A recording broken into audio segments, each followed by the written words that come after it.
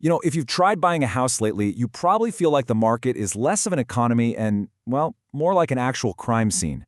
Welcome to This Explainer.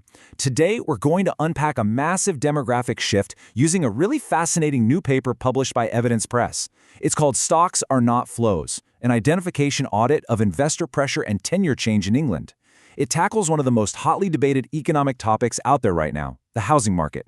Specifically, who is buying up all the homes, and why younger generations seem totally locked out of ownership. It's a highly charged topic for sure, but we're going to look strictly at what the data actually tells us, and honestly, what it doesn't. Let's start right at the scene of the crime with this startling accounting fact. Between the years 2008 and 2019, home ownership for 25 to 44-year-olds in England absolutely plummeted. We're talking about a drop from roughly 60.5% down to 48.6%. That is a decline of nearly 12 percentage points in just over a decade. For a demographic that is traditionally right in the prime of their first-time home buying years, that's a massive, undeniable shift in the landscape of property ownership. And in almost perfect, mirror image fashion, private renting for that exact same demographic surged by just over 12 percentage points, 12.3 points to be exact. So you've got homeownership dropping by 12 points and private renting rising by 12 points. This sets up a generational mystery that literally everyone from politicians to your next-door neighbor has a theory about. Where did all those owner-occupied homes actually go? Section 1. The prime suspect. Rising wealth at the top. So public debate usually takes three perfectly sound observations. Owner occupation fell, private renting rose by a similar amount, and wealth became more concentrated at the top.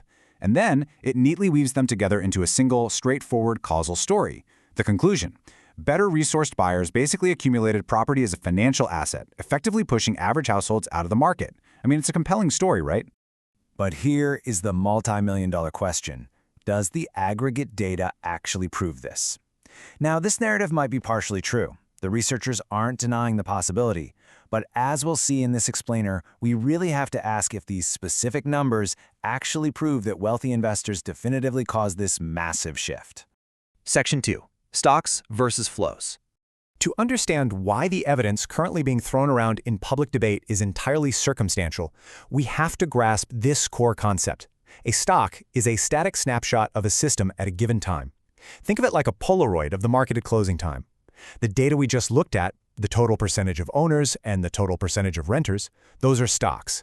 They're simply snapshots telling us where things stand at the end of the day. They tell us the net result of millions of decisions, but they don't show us the decisions themselves. A flow, on the other hand, is the actual movement or transaction. It's the movie, not the photograph. The mechanism we're blaming for the housing crisis, wealthy investors using their resources to push out average buyers, is inherently a flow.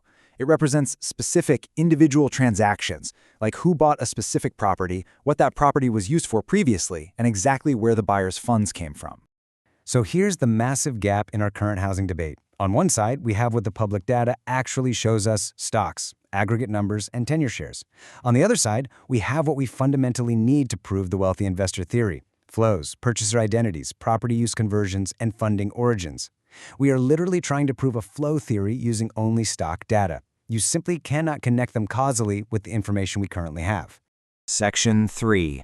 The alternative suspects. Because we only have the snapshot, the paper ran a strict design-conditioned test. They basically asked, do the observed tenure shares and prices distinguish wealthy investor pressure from other plausible mechanisms? Well, they found a whole police lineup of alternative suspects: credit conditions tightening, sluggish housing supply, shifting demographics, tax changes, middle resource losses, or institutional entry. It turns out that any single one of these rival mechanisms, or a combination of them honestly, could produce the exact same housing patterns we see in the public aggregate data. The point is, the aggregate data is completely ambiguous. A property moving out of owner-occupation doesn't definitively reveal if it was bought by a wealthy investor paying straight cash. Actually, it might have been bought by a newly leveraged small landlord, an institutional vehicle, a company, or even an owner-occupier whose life circumstances just changed later on. The net numbers just do not tell us the gross transactions. I absolutely love this quote from the paper because it perfectly captures the scientific rigor here. They write, "The result is deliberately neither wealthy investors caused the shift, nor wealthy investors had no effect. It is that the public aggregate series do not identify the effect." The researchers maintain strict neutrality. They actually stopped their project before fitting a structural model because doing so would have produced a very precise-looking but completely non-unique historical attribution. They aren't saying wealthy investors had zero effect, just that our current evidence cannot identify it. Section 4. Why this matters. The stakes here are incredibly high for everyone involved. For policymakers writing new housing or tax regulations, policies aimed at landlords versus policies aimed at supply rely on entirely different causal stories. The aggregate data cannot choose between them, meaning we risk making blind policy decisions. For journalists, offsetting owner and renter shares make an intuitively powerful story, but they aren't observed owner-to-landlord flows. And for economists, even a well-fitting structural model can be super misleading if omitted rival mechanisms generate the exact same responses. Relying on the wrong causal story can lead to massive missteps across the board. Section 5. Finding better evidence. So the paper doesn't just point out the problem. It outlines 3 practical, constructive next steps to bring us closer to the truth. Number 1, we have to measure the joint transaction object, which basically means improving what we actually record when a house is sold. Number 2, we need to replace forced point estimates with empirical bounds, giving us honest ranges of probability. And number 3, we must independently reproduce the accounting and geometry to verify the findings. Let's look a bit closer at that first, most critical step. To actually observe the flows, we need cross-institutional data linkages that jointly track specific transaction details. We need to know a property's use before and after purchase. We need to know if the purchaser was or became a landlord. We need data on their non-housing resources before the purchase and the specific financing and legal form of the acquisition. No single field of data is enough on its own. We have to put the puzzle pieces together, obviously without violating public privacy.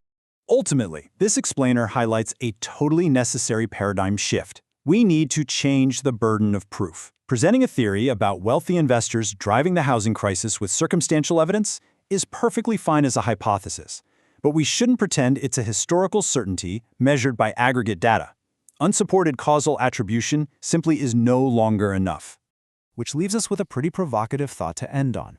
How often are we confusing correlation with causation simply because we don't understand the difference between the static snapshot and the moving story? Next time you see a shocking headline or a powerful statistic about housing data, ask yourself, are they showing me a stock or are they showing me a flow? Thank you so much for joining me for this explainer, and keep asking the right questions.